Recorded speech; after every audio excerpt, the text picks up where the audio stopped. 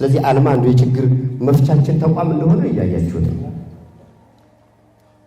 እነዚህ ተቋማቶች ደግሞ በኋላ በፓወርፖይንቱ ቀርቦ መጥቷቸው ቢሆንም ከዚህ ከአብርሃ አጽብሃ አንደኛ ደረጃ ትምህርት ቤት ጀምሮ የቅድመ አንደኛውን አይታችኋል። ከሱ ጀምሮ የጤና ጣቢያዎችን ድቦ ጤና ጣቢያን ማየት ይቻላል።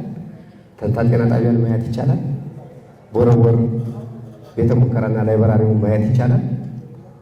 እነዚህ ተቋማቶች በአጭር ጊዜ ተሰርተው በአጭር ጊዜ ውሳኔ ተሰጥቶባቸው የተገነቡ ተቋሞች ናቸው። ይህን ለማድረግ ደግሞ በጣም መሰረታዊ የሚባል ችግሮች ነበሩ። በጣም መሰረታዊ የሚባሉ ችግሮች አንደኛው ከግንባታ ጋር ተያይዞ ተቋራጮች ጋር የነበሩ ክሶች የነበሩ ውስብስብ ችግሮች ነበሩ ተቋማት ላይ ማለት ነው። ይሄንን ለመፍታት የተሄደበት ርቀት ቀላል የሚባል አይደለም። በተለይ ከቦረቦር አንደኛ ደረጃ ትምህርት ቤት ላይ ችግሩን ለመፍታት የተሄደበት ርቀት ቀላል የሚባል አይደለም።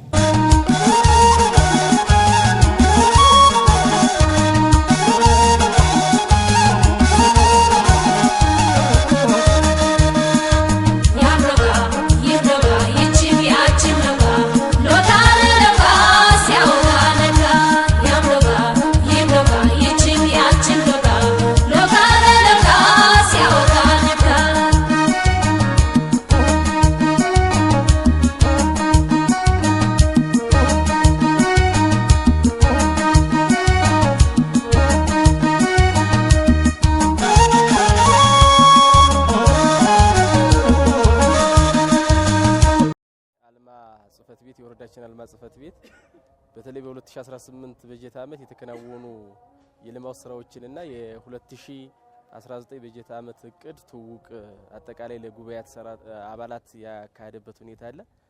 በተለይ እንግዲህ ከጊዜ ወደ ጊዜ አልማ አቅሙን እያሳደገ ማህበረሰቡንም እያሳተፈ በተለይ በጤናው ዘርፍ ላይ የመሰረተ ልማት ስራዎችን በተገቢው መንገድ ተደራሽ እያደረገልን ያለ በተለይ በ2018 በጀት ዓመት ተንታ ጤና ጣቢያ ላይ የእናቶች ማቆያ ክፍል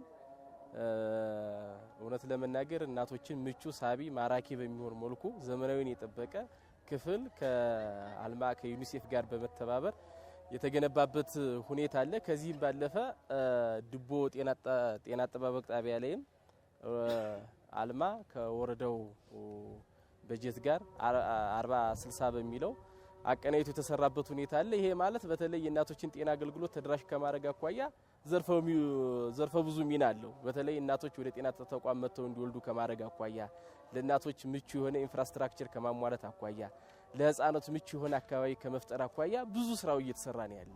ስለዚህ እንደ ወረዳ ጤና ጥበቃ ጽፈት ቤት አልማ ከጊዜ ወደ ጊዜ በጤናው ዘርፍ ላይ እያደረገ ያለው አስተዋጽኦ እጅግ በጣም ከፍተኛ ስለሆነ ይህንን አጠናክሮ መቀጠል መቻል አለበት የሚል ሐሳብ አስተያየት መስጠት ፈልጋለሁ።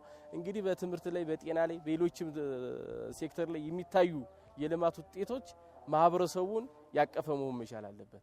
ስለዚህ ለቀጣይ በጀት ዓመትም የተሻለ ነገር ለመስራት ማህበረሰቡ ተንታ ጤና ጣቢያ ላይ የሚገነባውን ግንባታ በመያት ድቦ ጤና ጣቢያ ላይ የሚገነባውን ግንባታ በመያት በቀጣይ 2019 በጀት ዓመትም ላሰብናቸው እቅዶች የተሻለ ማህበረሰቡ ድጋፍ እንዲያደርግ በዚሁ አጋጣሚ